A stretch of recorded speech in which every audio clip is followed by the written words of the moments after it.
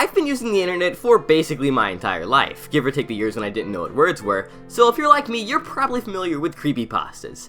Gaming creepypastas, to be exact.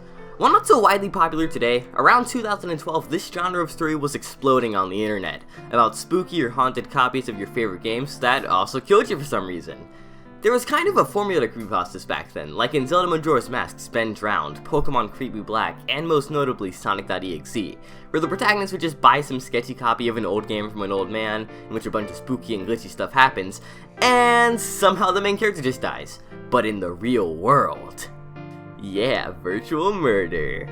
But in all seriousness, these stories were all fake, having pasta in the name of the genre, and everyone knows pasta can't be evil, right? Well, little did I or anyone else know that almost 6 years later, somebody would release a fan game, seemingly innocent at first, but one that was hiding a creepy virus in its code the entire time. Sonic the Fighters. Alright, but in all actuality, Sonic Gather Battle was a fighting-ish, but not really, almost beat-em-up thing that was created by a previously unknown developer from Taiwan, Lemenadan, you know, screw it, English and Japanese is as far as I'm gonna go right now.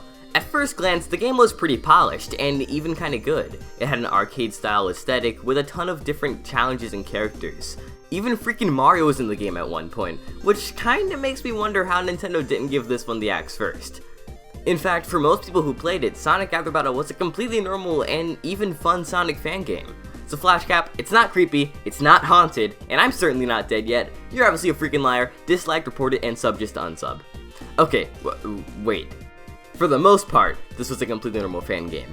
However, after its infamous update on December the 4th, 2017, things started to get a little weird. So by now, I'm sure you're wondering, what did Lemenadan add into the December 4th update, and why hasn't the game killed me yet? Well, don't get your hopes up for the whole dying thing, that's the least of your worries with this game. But the sketchy weird part of this game came into play when Lemenadan added his very own DRM to the game. I'm not gonna go through the entire definition or make a video essay about what a DRM is, but for the sake of this video, just know that it's basically a common form of piracy protection. Heck, it was even included in Sonic Mania. Now, whether or not people like DRMs is its own separate matter. But let's just say that no matter what people think about them, they're usually fine, just a little annoying at most. But Sonic Gather Battle's DRM was a whole separate story. Imagine this, you're playing Sonic Gather Battle, and like any person who's played video games in 2011 onward, you want to look up some cheat codes. So you open up Internet Explorer, download Firefox, uninstall Internet Explorer, and search for Sonic Gather Battle cheats. And then the game crashes, and your browser closes. I thought cheats were supposed to make you better at games. Well, if you tried to cheat or hack at this game, or heck, you even had your browser open and you searched for it, then the first layer of the DRM's protection would be activated, and this is where things get pretty creepy. Upon activating the game's DRM, either by looking for cheats or opening Cheat Engine while the game is running, the game immediately starts to change when reloaded. Everything appears to be normal at first, except every battle now has this weird dark blue and black background with creepy music playing.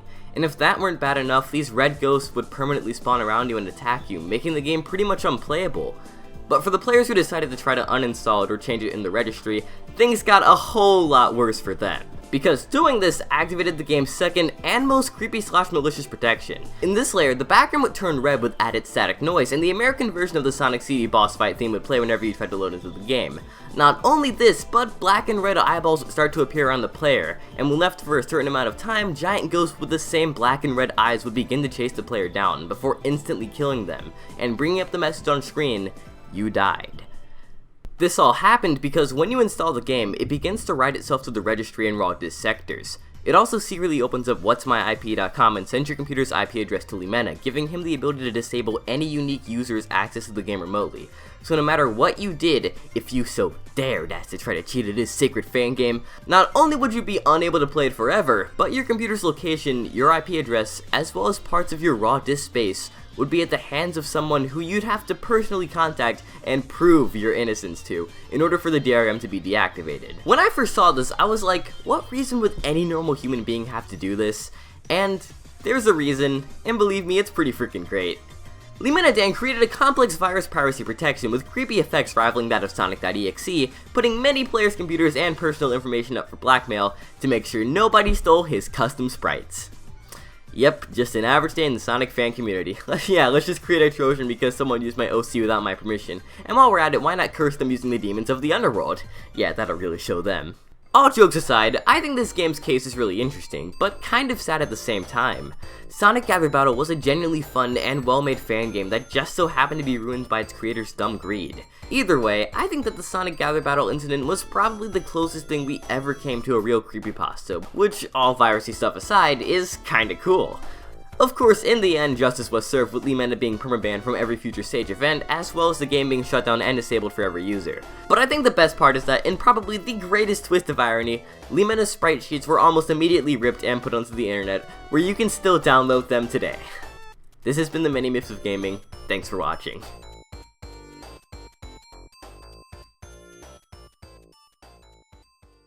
That's all for today, guys. I hope you enjoyed the video. If you did, don't forget to drop a like down below or leave a comment suggesting something new, because this is a new series I plan on doing, and it's actually the other half of the true origin to hidden blocks.